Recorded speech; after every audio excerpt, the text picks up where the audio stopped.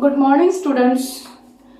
आज हम इस वीडियो में संज्ञा के बारे में देखने वाले हैं, जो व्याकरण का भाग है और बहुत ही महत्वपूर्ण है। जब हम भाषा बोलते हैं तो जाने अनजाने में हम संज्ञा का प्रयोग करते हैं। अब संज्ञा किसे कहते हैं? किसी व्यक्ति, वस्तु, स्थान, प्राणी और भाव, इनके जो बोध कराते हैं उसी शब्द को हम संज्ञा कहते हैं। व्यक्ति, वस्तु, प्राणी, स्थान एवं भाव का बोध कराने वाले शब्द ही संज्ञा कहलाते हैं। जैसे रमेश ने सुरेश से कहा, कल मैं बनारस जाऊंगा, वहां हिंदुओं की पवित्र नदी गंगा है।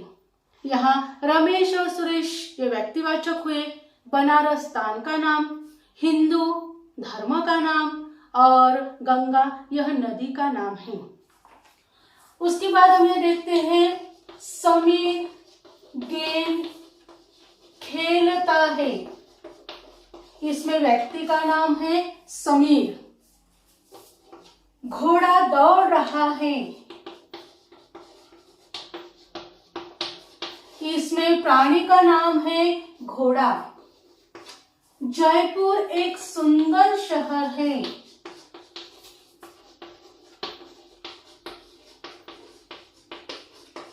इसमें स्थान का नाम जयपुर।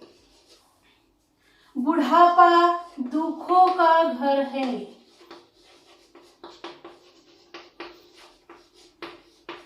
इस वाक्य में बुढ़ापा यह भाववाचक संज्ञा की ओर इशारा करता है। अब हमें यहाँ देखना है संज्ञा के भेद, काइंड्स ऑफ नाउन।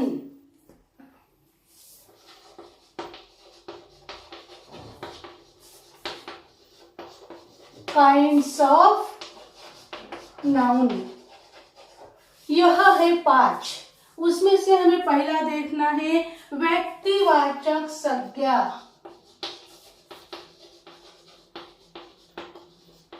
जिसे कहा जाता है प्रॉपर नाउन। अब प्रॉपर नाउन किसे कहते हैं? जिस संज्ञा शब्द से किसी व्यक्ति, वस्तु अथवा स्थान का विशेष बोध हो उसे व्यक्तिवाचक संज्ञा कहते हैं। जैसे सीता, दिल्ली, लाल किला, हिमालय। राम अयोध्या के राजा थे। इसमें राम यह व्यक्तिवाचक है, अयोध्या यह स्थान का इशारा करता है, स्थान की ओर इंगित करता है। दूसरा है जातिवाचक संज्ञा।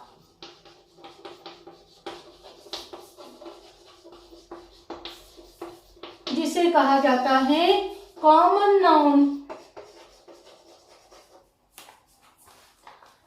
जिस संज्ञा शब्द से एक जाति के सभी पदार्थों का बोध हो उसे जातिवाचक संज्ञा कहते हैं। जैसे बालक, पर्वत, देश, पुस्तक, स्त्री, मनुष्य आदि।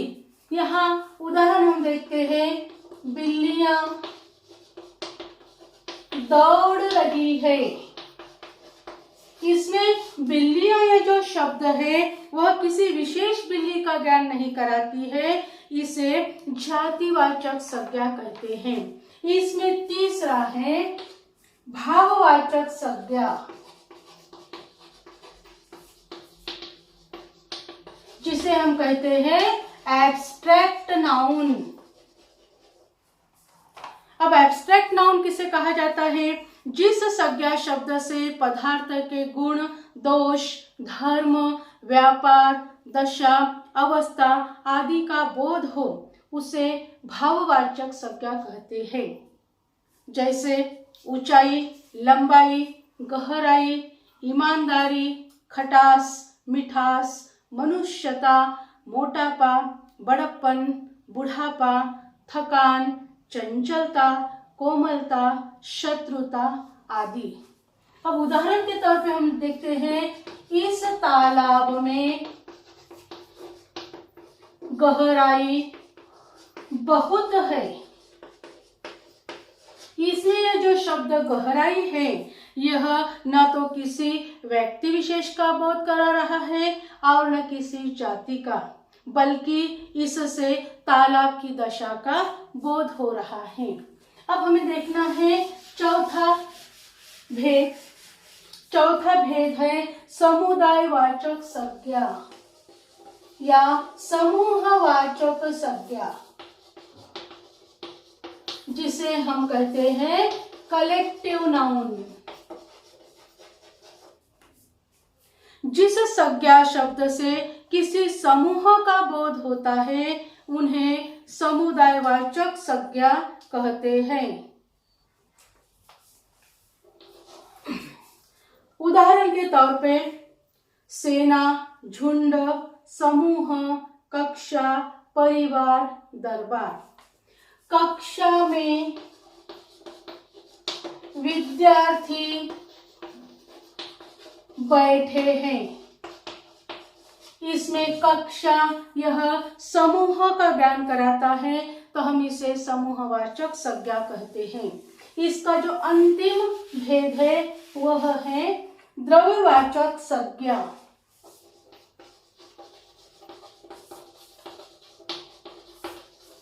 जिसे कहा जाता है मटेरियल नाउन। जिस संज्ञा शब्द से किसी धातु, पदार्थ अथवा द्रव का ज्ञान हो उन्हें द्रववाचक संज्ञा कहते हैं। जैसे सोना, चांदी, तांबा, घी, तेल, पानी आदि। इसमें हम उदाहरण लेते हैं, मेरे आभूषण सोने के हैं। इसमें धातु का नाम है सोना। अब हमने यहाँ संज्ञा के 5 भेद देखे हैं। अब हमें यहाँ यह देखना है कि भाववाचक संज्ञा एब्स्ट्रैक्ट नाउन कैसे बनाए जाते हैं। भाववाचक संज्ञा जिसे कहा जाता है एब्स्ट्रैक्ट नाउन, वो किस तरीके से बनते हैं। तो पहला हमें यहाँ देखना है, यह जो भाववाचक संज्ञा है वह जातिवाचक संज्ञा, सर्वनाम, विशेषण, अव्यय और क्रिया से बनाए जाते हैं। तो पहला है जातिवाचक संज्ञा से भाववाचक संज्ञा।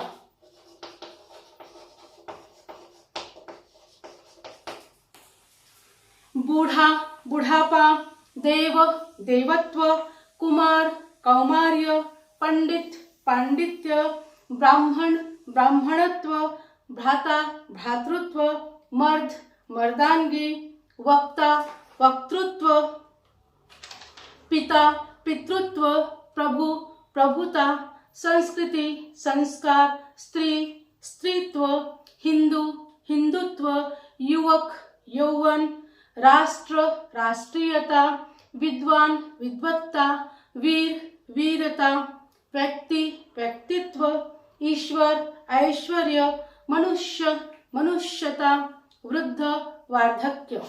दूसरा हमें यह देखना है सर्वनाम से भाववाचक संज्ञा।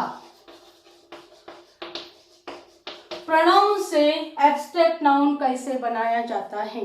अहम, अहंकार, अपना, अपनापन या अपनत्व, मम, ममत्व या ममता, पराया, परायापन, नीच, निजता या निजत्व, सर्व, सर्वस्व। तीसरा है विशेषण से भाववाचक संज्ञा कैसे बनाई जाती है। एडजेक्टिव से एब्स्ट्रैक्ट नाउन।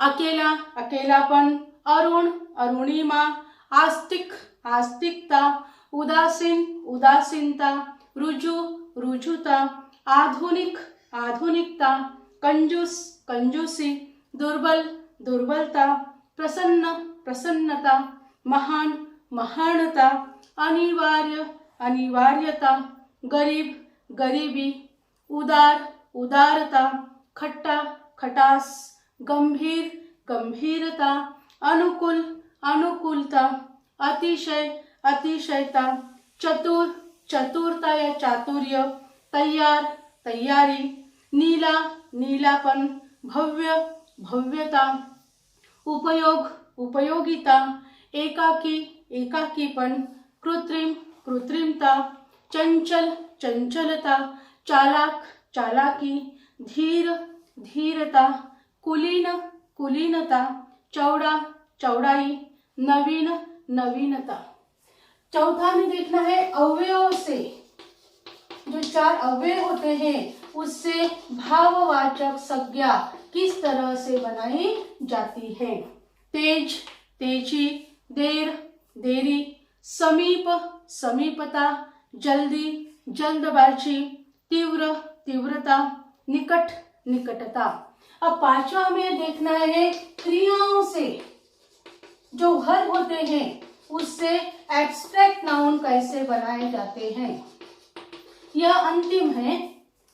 काटना, कटाई, पढ़ना, पढ़ाई, सींचना, सिंचाई, खोजना, खोज, चकराना, चक्कर, डरना, डर, नापना, नपाई या नाप, मिलना, मिलाप, भूलना, भूल, बदलना, बदलाव, चलना, चलन, लूटना, लूट, रोकना, रोक, गिनना, गिनती, चुनना, चुनाव, जीना, जीवन, पालना, पालन, बोना, बोवाई, बुलाना, बुलावा, छलना, छल।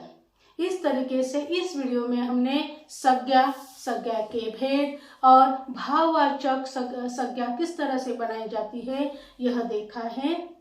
थैंक्स।